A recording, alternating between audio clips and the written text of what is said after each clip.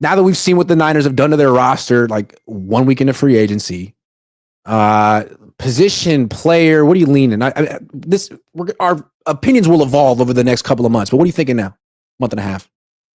Yeah, well, I got two thoughts. I know my initial one is I know what I don't want them to grab. I don't want them to grab tight end Tyler Warren.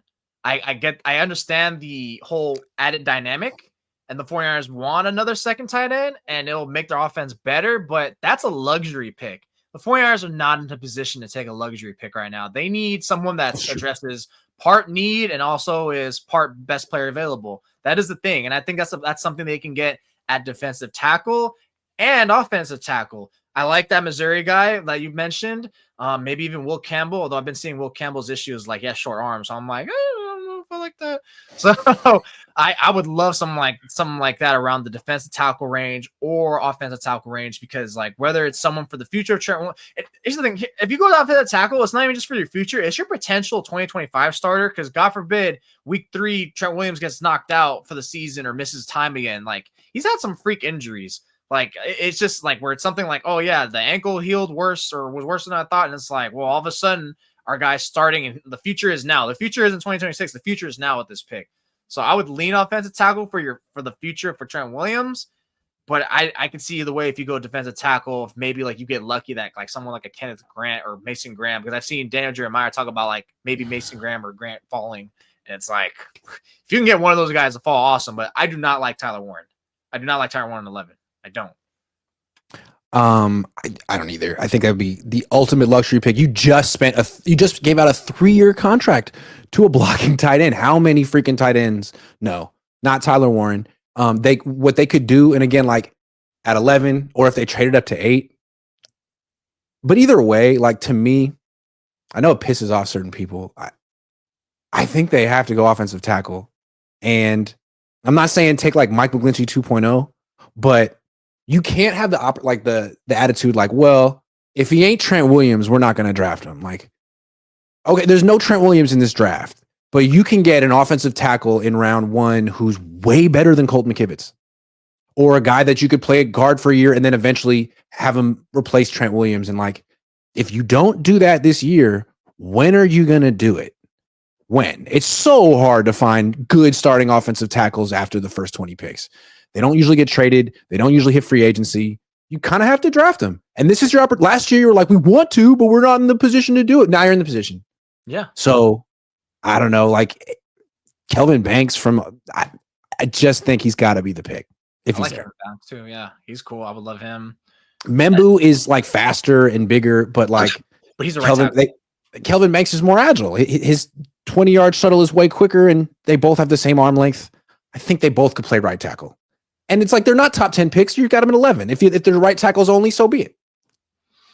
I think one thing I definitely personally do not like what the 49ers would do is whatever player they do is they play him out of position. Like if it's a tackle, put him at guard and then kick him out, and maybe even right tackle. Only because it's a first round borderline top 10 pick. Like, why are you going to do that? If you're going to really invest in them, make him play his natural position. They did it with Pooney, so they're going to do it again. You already know.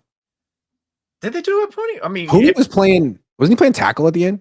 No, he played guard. I don't think he played tackle. He played left, center, and guard. He played everywhere inside. If he didn't play tackle, it might have been one. And if it was, the one position he hadn't played was right guard. And then I was like, hey, we got a position for you, buddy. Like, perfect for it. But he has. I feel like between the guards, it's very interchangeable, left or right. I think it's the left and right tackle that's more because it's like sharper angle, I guess. But I'm just not big on like you're like, hey, we're gonna play you out of position, which of course the 49ers love to do, play you out of position. Right. But at least when they do that for their later picks. I don't like that for their first pick. Oh, okay, actually, that's a lie. They did that with Solomon Thomas, which was dumb. We saw what happened there. Like, when you draft a guy, you draft them for what they did and what you like, not for what you envision they're gonna like, and then you get shocked why they're not meeting their potential. So let's put Kelvin Banks at left tackle, and honestly, even if he has to sit, because like I said, the odds are he's probably going to start at some point in 2025. Like, who feels confident that Trent Williams is gonna miss any game? I mean, is going to play the whole season. I feel like the real question is like over under 3.5 games that Trent Williams misses.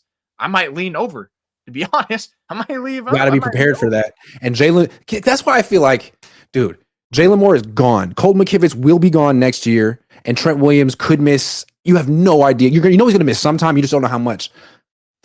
You got to draft an off. You have to draft an offensive tackle at some point in this draft. Because you're not signing one. And that's one position that's so hard to find later in the draft. Defensive line, super deep this year. Super deep this year. Right. Offensive tackle, never deep. Ever. So you could try to find the next Jalen Moore in round 5, maybe. Or you could come, or the next Colton McKivitz. But you want to find someone really good. Mm-hmm.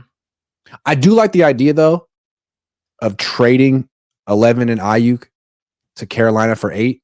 And then at 8, you could take 8. Maybe someone like, I don't know, Christian McCaffrey. Trade up again. See if you can just inch your way up to the number 1 pick. I'll trade up and I'll do it again. If the Niners were to get up that fight, would you think they would take Abdul Carter, or do you think they would take a quarterback and just start over? Abdul Carter. I don't know, man. I think Abdul Carter. Abdul Carter would be pretty cool. And I feel like he's great.